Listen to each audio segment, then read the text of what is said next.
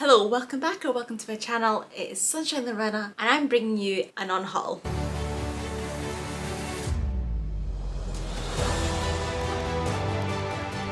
So guys, yes, I am going to be unhauling all these books. There's 10 and these are really heavy, so I'm going to put them down. Yes, I have 10 books that I'm unhauling. I've got a good little pile together. It's been a little while since I've done an unhaul, maybe 6 months or so.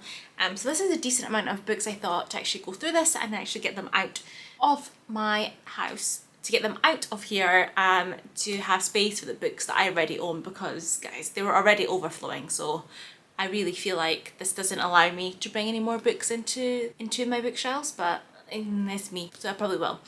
Anyway, there is a variety of different books here. There's ones that I've read and ones I haven't actually read as well, and I'm just gonna kind of take you through of my thoughts and reasons behind it. Maybe a brief synopsis, we'll see how it goes, because I don't want this to be like a really long in-depth video, especially since I'm unhauling books for a reason, you know.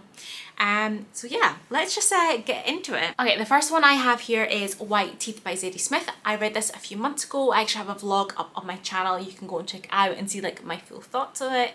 This was one of my books are gonna self-destruct in 12 months, and actually today's the 17th of February and I think it has been actually a year.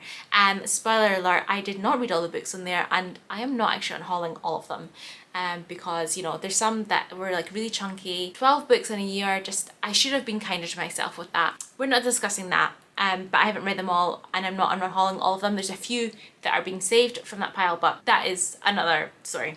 So anyway, read this. I did give it 3 stars. You know, I thought it was good. This was her debut book, and it was around like multicultural Britain. You're following these 3 families, and it starts like in the Second World War, and you kind of get the story of like the parents, etc. And you just follow it through, and I think it goes all the way to like the early 2000s. First of all, very briefly, the third family come into it like really quite late on, and they're, you know, I felt like you didn't really need them. They do play a part of the plot, but you know, and I just feel like I didn't really understand ever where this book was going, and that might be a me thing, but yeah. I still give it 3 stars. I think it was well written. It's just I didn't really get much from it. But you can, like I said, if you want to watch the vlog and see my full thoughts in the moment, etc., you can do. But yeah, I am unhauling this one. Okay, the next one was also one of my self-destruct books, and that is The Kingmaker's Daughter by Philippa Gregory. I know the sticker is still on here. It is what it is. And I have not actually read this one. It was one of, yeah, like I said, one of my self-destruct books. I never got to it. This is part of like the series around like the White Queen, the Red Queen, etc.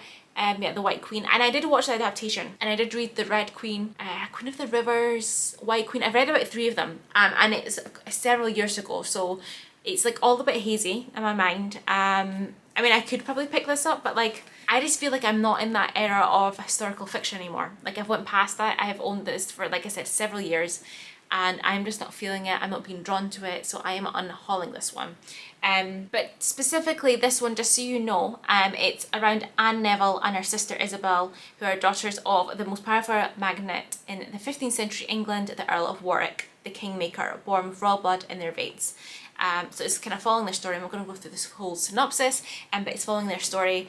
I have in the past really enjoyed Philippa Gregory's books, but like I said, I'm just not feeling that I'm in that era of historical fiction anymore, but she does write some really good books, so I do recommend checking them out if that is your thing. Next up I have here is The Winds Are Not by S.J. Bennett. This is the first in her Majesty Investigates series.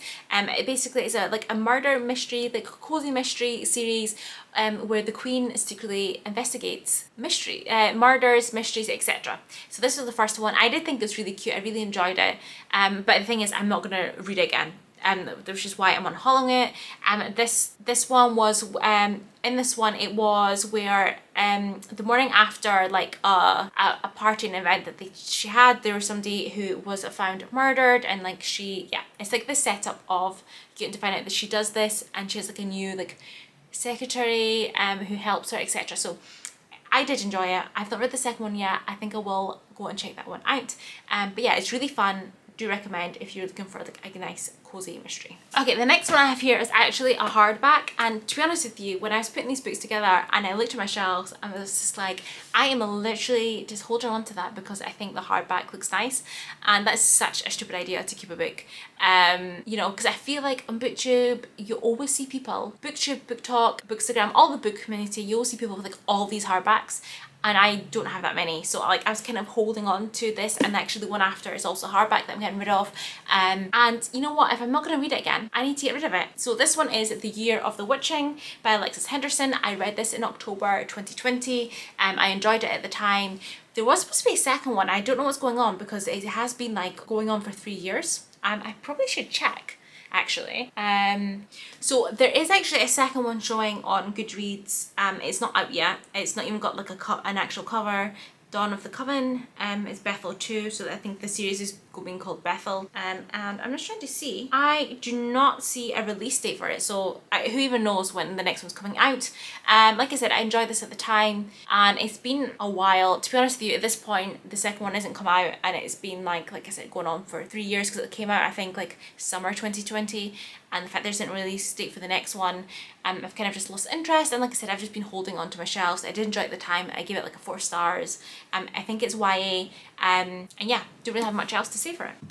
The next one, like I said, another hardback. Kind of just holding on to it because I like the look of the hardbacks on my shelves, and that's the Sanatorium by Sarah Pearce. I got this, I read this the other year. I did enjoy it.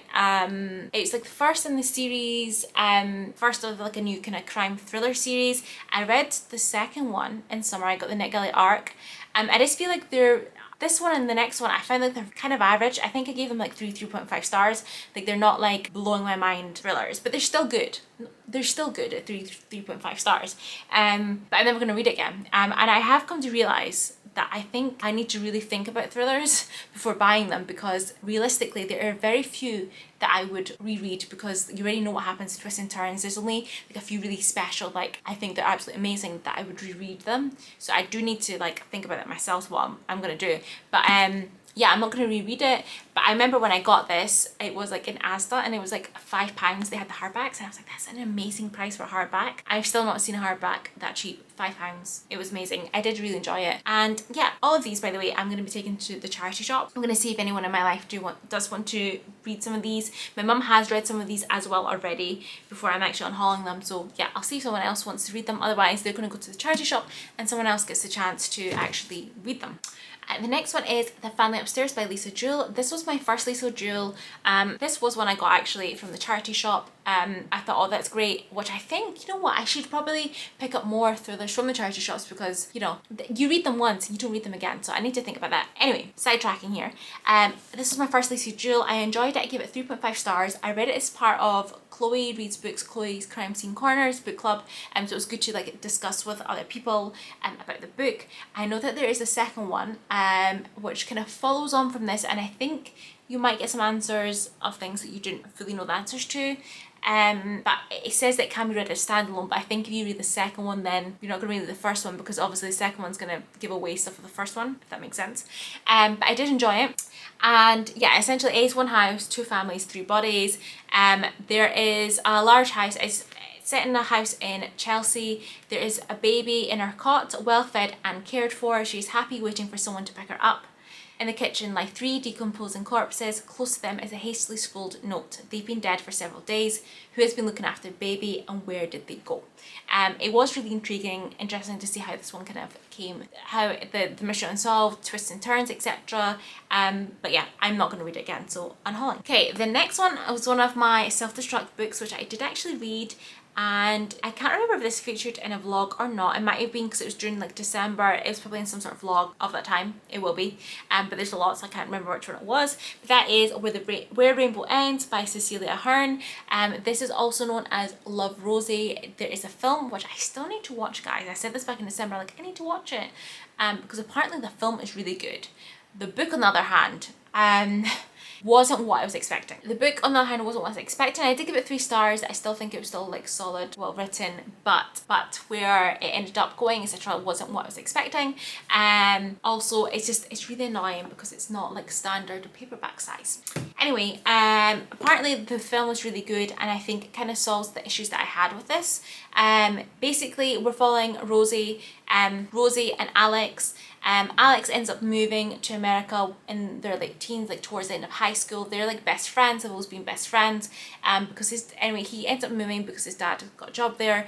So that's where his life is, where he ends up going to like, university, college, etc. However, him and Rosie have this back and forth. It is done not in traditional plot writing sense. Like you have like instant messages, letters, and you end up finding things after the fact. So sometimes they would obviously go and see each other, and then it would be like one of them is like instant messaging the other, or wrote a letter being like, it was so great to see you, and then you kind of get this recap. So I think part of it I didn't really connect that well with that kind of style. But there's other issues I actually have with the plot, and I can't say because otherwise I'm going to ruin things for you. But like I just feel like it went on for too long, and I'm hoping that the film solves those issues.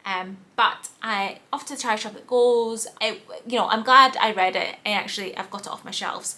If I hadn't put that on the list, who knows when I would have gotten to it. Next one is The Flatshare by Beth O'Leary. I read this like late August, September last year as a summer read on the beach. I thought it was really fun. It was the first time picking up Beth O'Leary. I really enjoyed it. My mum's also read this one actually. I did enjoy it. I do have a couple of her other books on my Kindle. It was a nice fun romance. I enjoyed it, but again, am I going to read it again? Probably not. It's not like one of those romances that I'm like 5 stars. I think I still give it like 4 or something. Still like really good, but it's not one that I would reread. So I am taking it to the charity shop. Someone else can get it and enjoy it.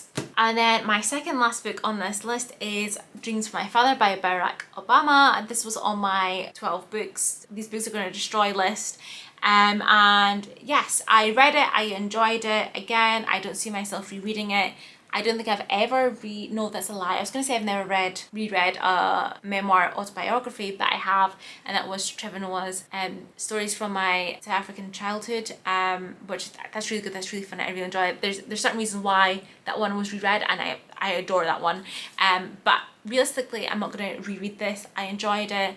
It's really interesting to see his story before he was president, because this was written before that time. Yeah, that's it. Don't have anything else to say. I don't rate memoirs, so, you know. And the last one was also one of my self-destruct books, and that is The Other Hand by Chris Cleave.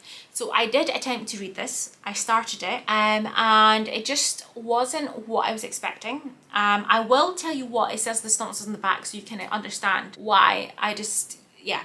And I did put it aside thinking, oh, maybe I'll try again. But we've come to February, we've come to the time where I was these should be self-destruction in theory, even though not all of them are actually self-destructing, but I don't feel drawn to it. I'm not picking it up again. I did try it, and I can go through life without knowing what this book ends up happening in it. Basically, you just don't know what the synopsis is on this one. They just make it seem like it's this amazing, incredible story, and maybe it is if I kept on reading, but it said, we don't want to tell you what happens in this book. It's truly a special story, and we don't want to spoil it. Nevertheless, you need to know enough to buy it, so we'll just say this. This is a story of 2 women, their lives collide one fateful day, and one of them has to make a terrible choice.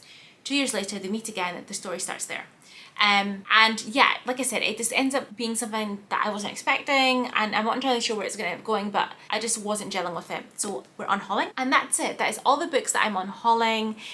Let me know if you've read any of these, if you would have unhauled them as well. Thank you so much for watching. If you like my content, please hit that subscribe button, and I will hopefully see you in the next one. Bye.